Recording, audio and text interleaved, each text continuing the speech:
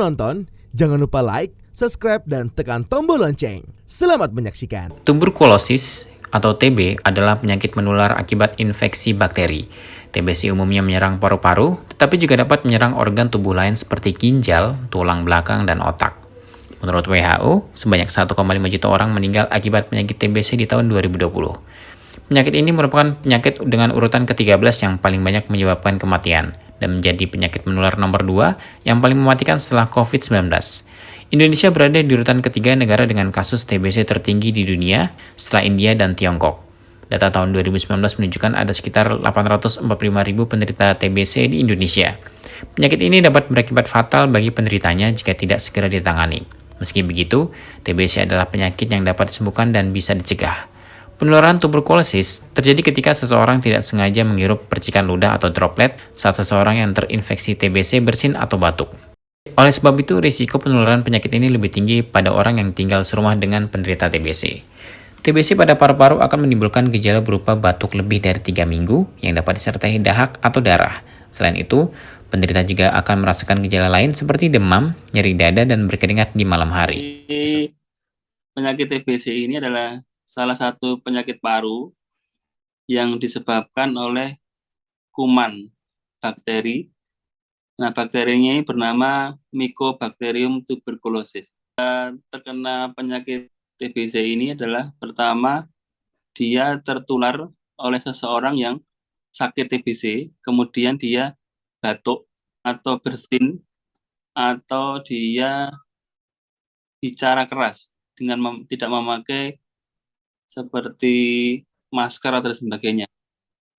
Nah, kemudian seseorang yang berada di dekatnya ini menerima kuman tersebut. Nah, kalau kondisinya tidak bagus, maka dia bisa sakit TBC. Kita mengenal namanya droplet, Mbak. Droplet itu jadi cairan yang ada di hidung kita sama di mulut kita ini namanya droplet. Nah, kalau droplet ini seseorang sakit TBC, droplet ini berisi bakteri TBC. Jadi pada saat dia membatukkan atau misalnya bersin-bersin ya, tanpa ditutupi muka ya, kemudian langsung ke udara sekitarnya, nah maka droplet atau cairan ini yang berisi bakteri ini akan terbang ke udara, lalu mengenai orang yang sekitarnya. Nah, ini yang menjadi titik awal penularan TBC. Gejala TBC ini adalah pertama dibagi dua, yaitu gejala respirasi atau pernapasan, dan kedua gejala sistemik. Nah, gejala respirasi atau pernapasan ini meliputi pertama batuk yang lama. Jadi batuk 2 minggu yang nggak sembuh-sembuh, diobati berulang-ulang tidak sembuh. Kemudian selain batuk, ada juga batuk disertai darah. Kemudian selain batuk darah, juga ada sesak nafas, kemudian nyeri dada yang berlangsung selama lama, jadi mungkin 2 minggu nggak sembuh-sembuh, diobati sana sini nggak sembuh-sembuh. Kemudian selain gejala respirasi pernapasan, dikenal pula gejala sistemik, yaitu meliputi pertama demam. Demamnya ini ciri khasnya tidak terlalu tinggi, Mbak. Jadi demam disebut demam sumur-sumur ya. Itu demam itu berlangsung lama gitu. Jadi demam yang nggak tinggi banget, tetapi berlangsungnya lama sampai sebulan lebih tidak sembuh-sembuh. Kemudian selain demam, pasien merasakan berat badannya turun banget. Jadi turunnya yang benar-benar turun drastis ya. Jadi bukan misalnya sekilo dalam 5 bulan itu kan beda. Tapi kalau pasien TBC ini dia turunnya sampai 5 kilo lebih dalam sebulan.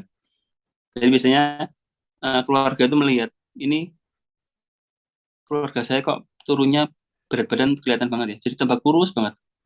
Nah, kalau ada gejala itu maka curiganya kita kena TBC. TBC diobati berdasarkan jenisnya, laten atau aktif. Jika kamu mengidap TB laten namun beresiko berkembang menjadi aktif, dokter akan meresepkan obat-obatan TBC. Sedangkan untuk TB aktif, pengidapnya perlu meminum antibiotik setidaknya selama 6 hingga 9 bulan.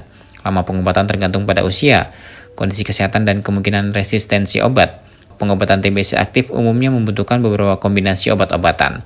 Obat yang paling umum digunakan meliputi isoniazid, rifampicin, ethambutol, dan pyrazinamide.